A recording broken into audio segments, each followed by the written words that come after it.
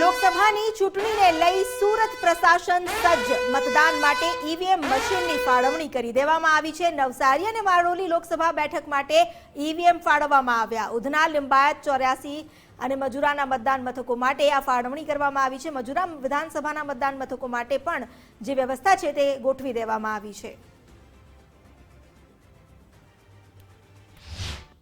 1250 થી 1500 સુધીનો polling, non polling and police personal થઈને 1500 થી આસપાસનો સ્ટાફ આમાં સમાયેલો છે. આપણે મતદાન મથકે મતદાન કરવા આવતા લોકો માટે હાલ ગરમીને ધ્યાનમાં રાખી અને મંડપની વ્યવસ્થા કરાવી જરૂરી, પાણીની વ્યવસ્થા પૂરી કરાવડાવી છે. આપણા જે સખી મતદાન મથક છે, સરકારની ઈસીઆઈની ગાઈડલાઈનમાં 7 મતદાન મથક છે અને ગ્રીન મતદાન મથક છે. આવતીકાલે લોકશાહીનો પર્વનો ઉત્સવ છે અને આ પર્વની અંદર ભાગ લેવા માટે સૌ કોઈ મતદાતાઓ અતિ ઉત્સુક છે.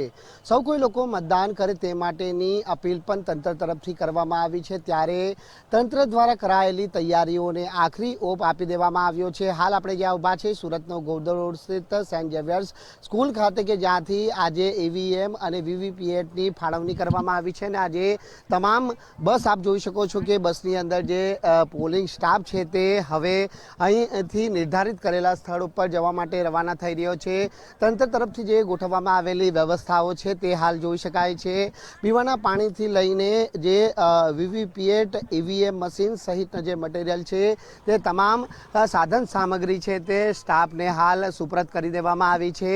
આ વખતે સુરત લોકસભા બેઠક ઉપર મતદાન નથી થવાનું, પરંતુ બારડોલી અને નવસારી લોકસભા બેઠક ઉપર જ્યારે મતદાન થવાનું છે ત્યારે આ બે બેઠક ની અંદર સમાવિષ્ટ જે વિધાનસભા વાઇઝ છે ત્યાં મતદાન મથકો આવેલા છે. આ મતદાન મથકો ઉપર જે પોલિંગ સ્ટાફ આવતીકાલે જ્યારે ચૂંટણી પ્રક્રિયાની અંદર જોડાવાનો છે ત્યારે તમામ પ્રકારની વ્યવસ્થાઓને લઈને આ જે સ્ટાફ છે તે પોતાના નિર્ધારિત કરેલા જે સ્થળ ઉપર જવા માટે હાલ રવાના થઈ રહ્યો છે. બસની વ્યવસ્થા ગોઠવવામાં આવી છે.